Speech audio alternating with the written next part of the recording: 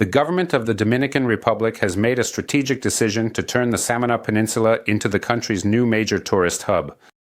Today, the Samaná Peninsula is a new growth point on the Dominican Republic's tourist map. The project, approved by the Senate in May 2025, establishes the region's special status as the new Dominican tourist hub. The goal is to develop tourism here using the most advanced solutions while not harming the unique nature reserves located in the area. The Ministry of Tourism has already begun large-scale investments in Samaná's infrastructure. Reconstruction of promenades and parks has already started, along with the construction of electrical substations, roads, and much more. This is only the first part of an extensive government program to create high-quality infrastructure for tourists and residents in Samaná. Samaná is no longer a remote paradise, but an officially designated tourist region with large-scale investments and enormous potential. Today, Samaná is already effectively integrated into a unified network of high-speed tourist highways. The new modern expressway connecting the capital with the scenic Samaná Peninsula reduces travel time to about 1 hour and 45 minutes, serving as a tourist corridor to the northeast of the country from Santo Domingo.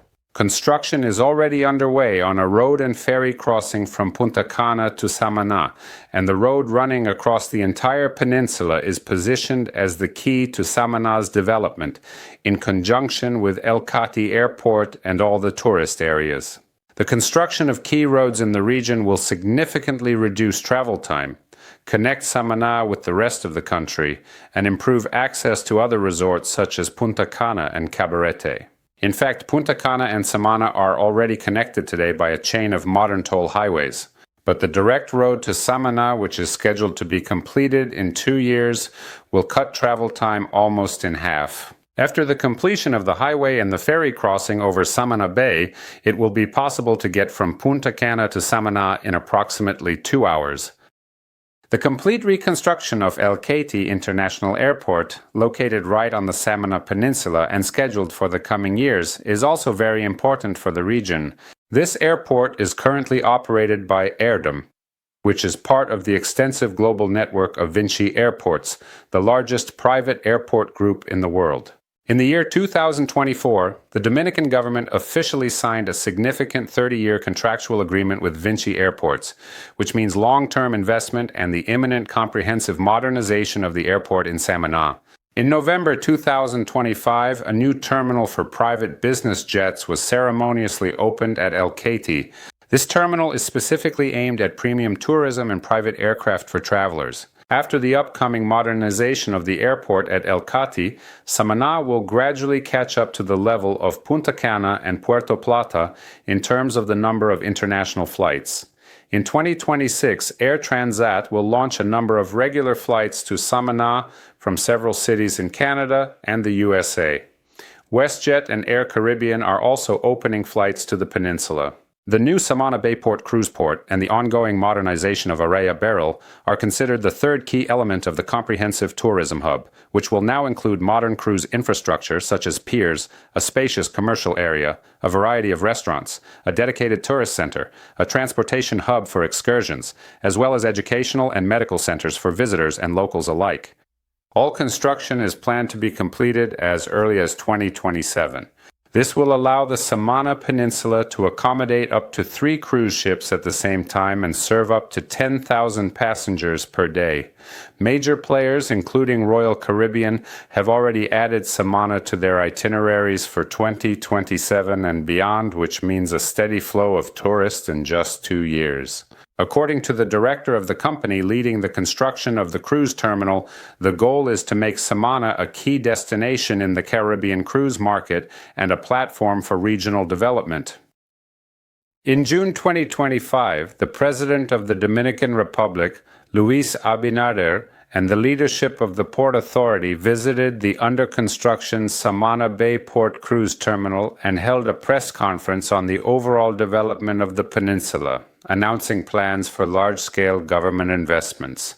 For Samaná, this means becoming an extension of the already well-promoted Eastern Tourist Belt. It's very easy to get to. There are always plenty of tourists, and there's excellent infrastructure for leisure. All of this means the emergence of mass tourist traffic, which will inevitably affect rental rates and the overall value of real estate in Samaná as a whole. And in the city of Las Terrenas, as the main tourist city of Samaná in particular, some tourists, after 1 or 2 visits, will start coming back here as buyers. So today, by buying property here, you're ahead of the curve, investing in a rapidly developing region practically at the very start of its rise. Which major market players have already invested in Samaná, and how much have they invested so far? The largest Dominican bank, Banco Popular, is financing 15 hotel complexes currently under construction here, which will add about 7,000 new rooms. $1.6 billion are being invested in Samaná. This is half of the entire investment portfolio that the bank has planned for the Dominican Republic's tourism sector. Bridge Hospitality, the world's largest tour operator, has already taken over the management of the Wyndham Ultra Samaná all-inclusive resort under the global Wyndham brand. Major Capital is betting on the region's long-term growth and is not afraid to invest money here. The new tourist hub of the Dominican Republic on the island of Samaná is a continuation of the government's overall tourism development program, which currently accounts for 16% of the country's GDP and brings in more than $12 billion in revenue to the treasury. The program is working. The tourist flow is increasing year by year, and by the end of 2025 it will reach more than 12 million tourists, which is 54% more than in 2019, before the pandemic began. The IMF and other institutions note the Dominican Republic as one of the fastest growing economies. And in 2026, it is forecasted to take second place in the world in terms of economic growth rate. The country breaks records in tourism and economic growth every year, and the Samaná Peninsula is highlighted in analytics as one of the key beneficiaries of this trend. Today, buying real estate in the Dominican Republic is profitable in all tourist areas of the country. But of course, there are places where price growth in the coming years is expected to be much higher than the country's average. Real estate market analytics directly point to strong and steady price growth in the Samaná Peninsula areas overall, and in Las Terrenas in particular. There is noted to be both a surge in demand for rentals and for purchasing property here. From an investment perspective, Samaná today is reminiscent of Punta Cana about 10 years ago. The infrastructure for a tourist hub has already been created or is in the final stages of construction, while the massive tourist influx will only begin in a couple of years. Vinci, Universal Aviation, Witham, Enbridge, Banco Popular, several major airlines, and a number of prominent cruise lines, all of these major players are betting heavily on the region's future. And interestingly, land and housing prices here are still significantly much lower than what you would find in Punta Cana. The average increase in housing prices in the country for 2025 was about 8%, with a forecast of 10% for 2026. At the same time, in hotspots like Cap Cana and Las Terrenas, growth is significantly outpacing the national average, especially if the property is purchased at the pre-construction stage and falls under the Confiture law. The Confiture law specifically provides exemptions for tourist projects and their buyers from a whole range of different taxes, including the land transfer tax, the annual property tax, rental income tax, and the value-added tax. This increases the overall profitability of properties and makes entry even more attractive for foreign investors. From a real estate investor's perspective, Las Terrenas is currently a classic case. The infrastructure is already in place, but widespread recognition is still ahead.